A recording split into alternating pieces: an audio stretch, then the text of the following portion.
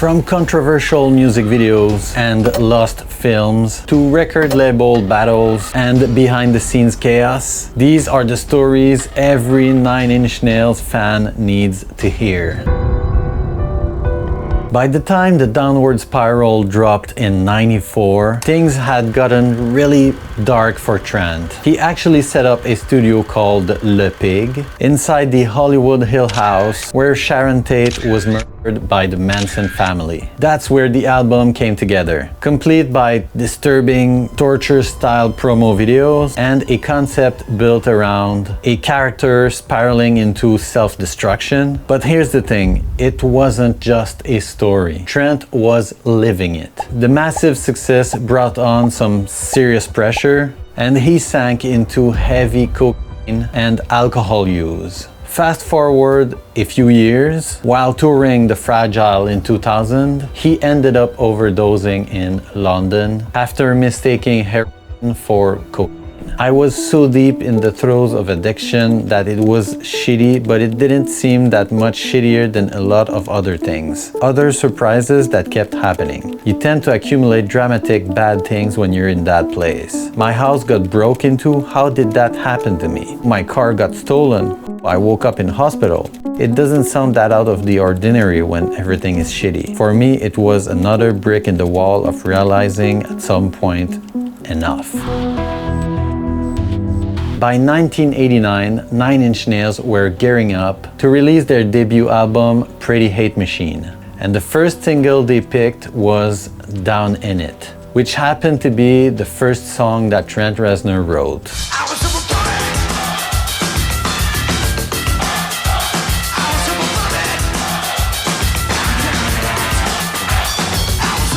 It has this dance club ready vibe, but still leaned into rock, with lyrics about depression, self-image and drug references. The single didn't climb the charts, but it did raise eyebrows in the industrial scene. Fans quickly noticed that it sounded a lot like Dig It, a track Canadian band Skinny Puppy had put out back in '86.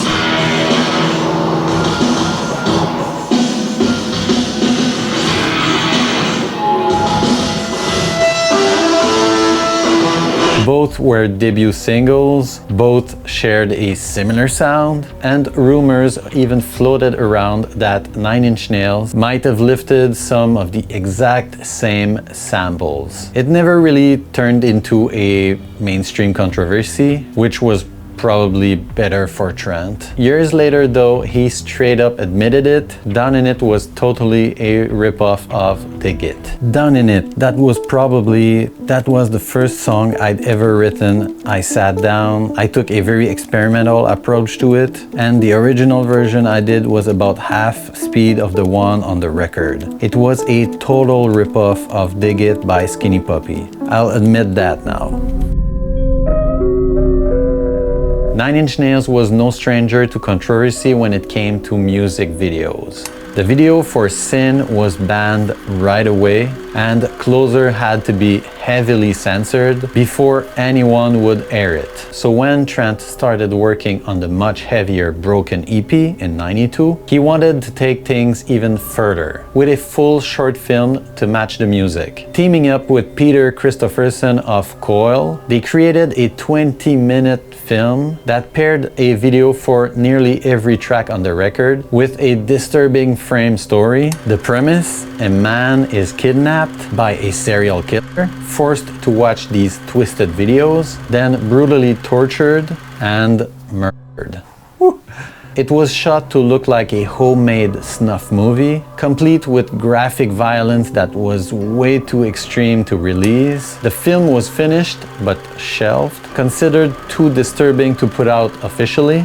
Trent made a handful of VHS copies for close friends, but bootlegs started to leak. Then in 2006, a pristine DVD quality version appeared online, rumored to have been leaked by Reznor himself. Ever noticed in the Nine Inch Nails logo, the last N is backward? I hope you did. Trent Reznor actually got the idea from Talking Heads' 1990 album Remain in Light, where the A's in their logo appear upside down. That simple, striking design has popped up in a bunch of projects Trent's been involved with. For example, in the 1996 game Quake, I love the theme song. I mean, that guitar riff, perfect. The Nine Inch Nails logo shows up on the ammo boxes for the nail gun. Years later, in the 2011 movie The Girl with the Dragon Tattoo, you can spot a man wearing a Nine Inch Nails sweater. Have you ever spotted the Nine Inch Nails logo somewhere, like in TV or movies? Let me know. On April 20, 1999, two students at Columbine High School carried out a tragic attack. 13 people lost their lives and many others were injured before the attackers died. In the aftermath, journals and videos were discovered detailing their plans. What caught public attention was that one of the students had listed several Nine Inch Nails songs in his planner, including Piggy, Something I Can Never Have, Hurt, Closer, The Perfect Drug, The Downward Spiral, and Happiness in Slavery. The other student even quoted lyrics from Closer in his journal.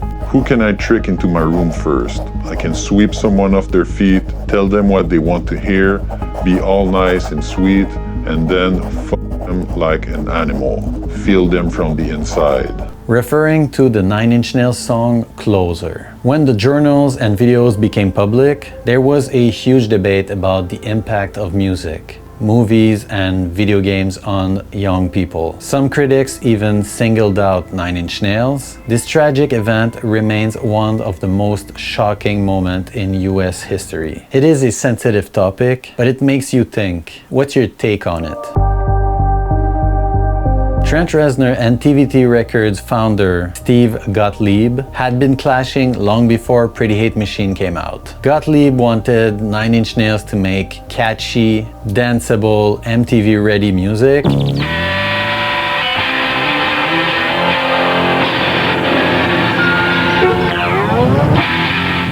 While Reznor wanted to follow a more darker, uncompromising path. When TVT refused to provide what Reznor felt was proper tour support for the album, he sued to legally free himself and the band from the label. The lawsuit dragged on for 2 years, costing Reznor a lot of money, and it was only resolved when Jimmy Iovine, I heard you,